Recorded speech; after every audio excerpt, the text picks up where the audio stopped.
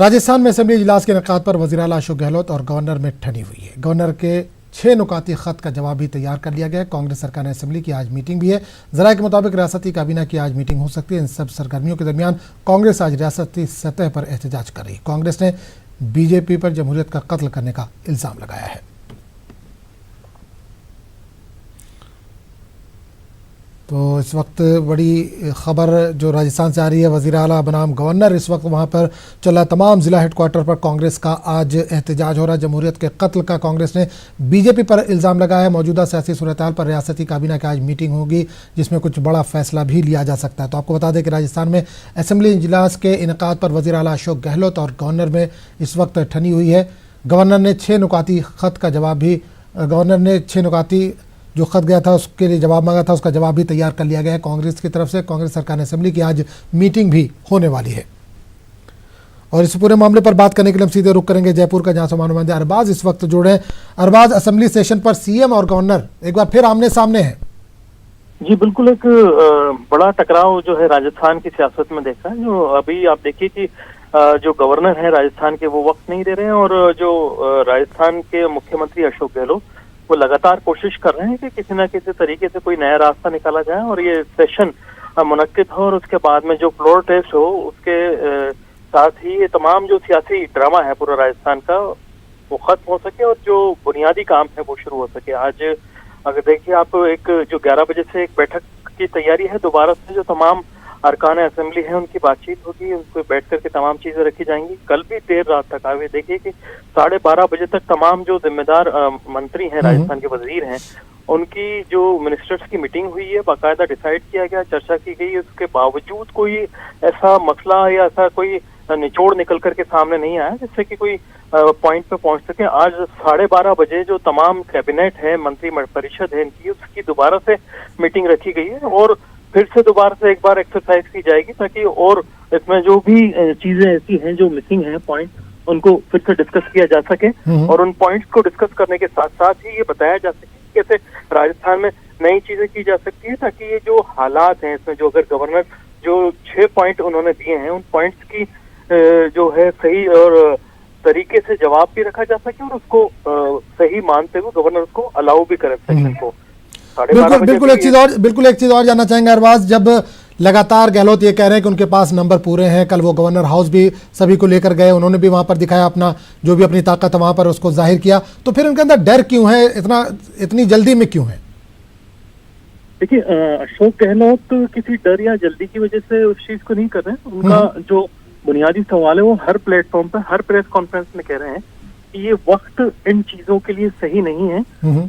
जो हमारे मुल्क का जमहूरी निज़ाम है उसके मुताबिक आपको इक़्तिदार चाहिए होता है, वो आपको दिखाना होता है, वो हम हर प्लेटफॉर्म पे हर जगह दिखाने के लिए तैयार है। हमारे पास में मेजोरिटी है, वो मेजोरिटी इनके पास में शुरू से है और इस चीज का ये दावा भी कर रहे हैं। उसको उन्होंने गवर्नर हाउस जाकर के तमाम जगह, जरूरी जगह जाकर के साबित करने की कोशिश भी कर ली है।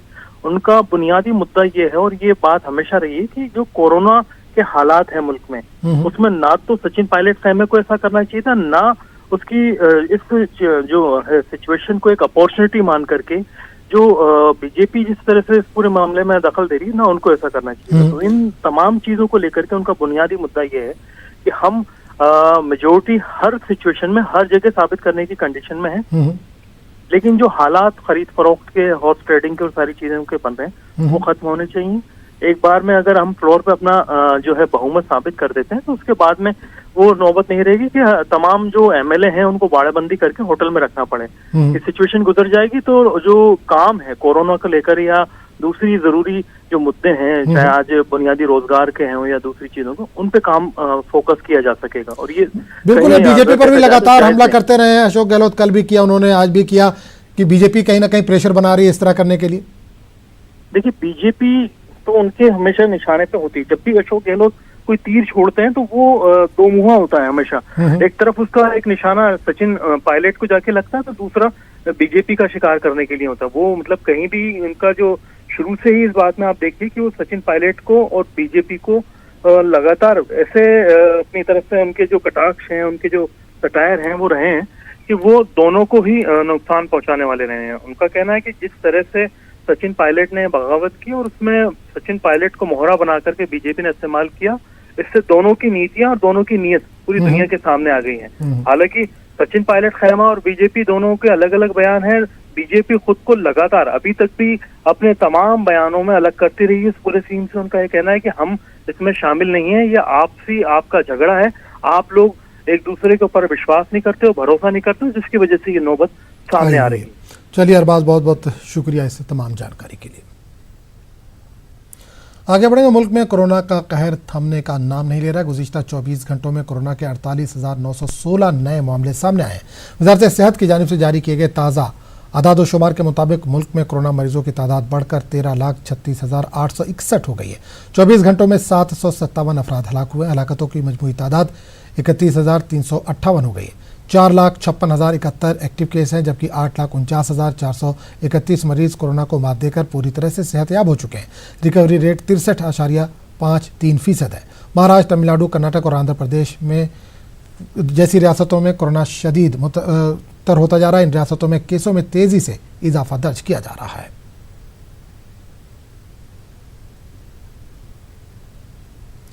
कोरोना की वजह से अब तक जम्मू कश्मीर में मरने वालों की तादाद 296 तक पहुंच गई है। कल ही यहां 14 अमवात हुई हैं। हालांकि कल कोरोना पॉजिटिव केसेस की तादाद कई रोज के बाद कम देखी गई। जम्मू कश्मीर से अब तक कोरोना के 16,782 पॉजिटिव केस पाए गए, जिनमें से अब तक 9,217 सेहतयाब होकर घर लौट चुके हैं।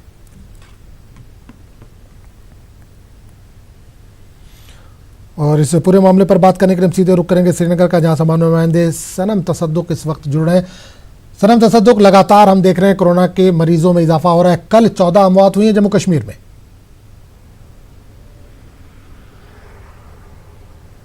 जी बिल्कुल, आजम हम बात करें तो यहाँ पे जो केसेस है, केसेस में जो पिछले कई रोज से हम देख रहे थे कि इजाफा हो रहा है और 700 के फिगर से ज़्यादा जो केसेस सामने आ रहे थे, और लेकिन कल वही जो ड्रास्टिक इसमें कमी देखने को मिली और करीब 50% इसमें कल कमी रजिस्टर की गई। और वहीं हम अगर बात करें जो पिछले 3 दिनों से बंदिशें हैं आज भी नाफिज है। और हालांकि आज सुबह के औकात में जो निजी गाड़ियों के साथ साथ जो इंटर डिस्ट्रिक्ट जो गाड़ियां हैं वो भी कहीं रूट्स पे देखी गई, और ऑटो रिक्शा भी आज देखे जा सकते हैं सड़कों पे।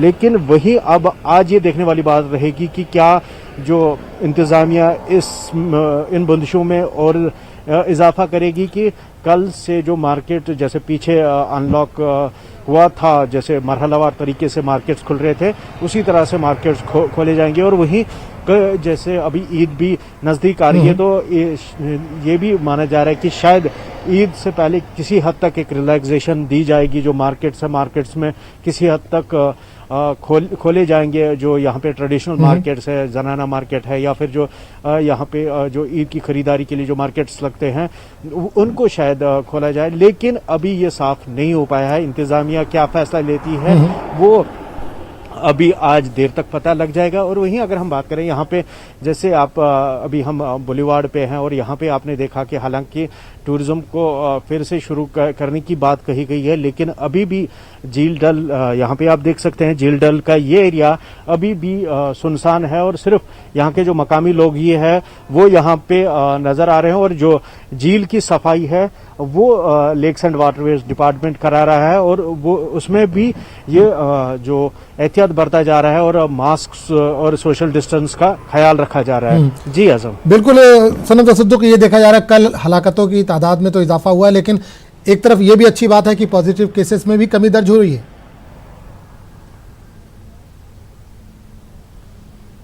जी बिल्कुल, जैसे कल 14 जो अमवात हुई है जो यहाँ के मुख्तलिफ अस्पतालों में जम्मू कश्मीर में, लेकिन वहीं जो केसेस है, केसेस 358 के आसपास कल रहे। और वहीं जो जैसे अभी हम बात कर रहे थे कि पिछले दिनों में जो 600, 650, 710 तक जो फिगर है वो पहुंच गया था, लेकिन किसी न किसी लेवल पे जो इस पे जो इसका ग्राफ है इसमें कमी लाने के लिए कोशिशें करनी ज़रूरी है। और वहीं सबसे ज़्यादा अगर इसमें कोई मददगार साबित हो सकता है वो खुद लोग हैं, आम लोग हैं जो घरों में रह के और कम से कम घरों से बाहर आके या जो अगर बाहर आते हैं तो सोशल डिस्टेंसेस का और मास्क पहनने का एहतमाम करें, ताकि अगर उनमें कोई पॉजिटिव है तो वो ये दूसरों तक बीमारी ना फैलाने में मददगार न साबित हो, बल्कि वही यहाँ पे पुलिस और एडमिनिस्ट्रेशन भी लोगों से बार बार यही अपील कर रही है, और यहाँ पे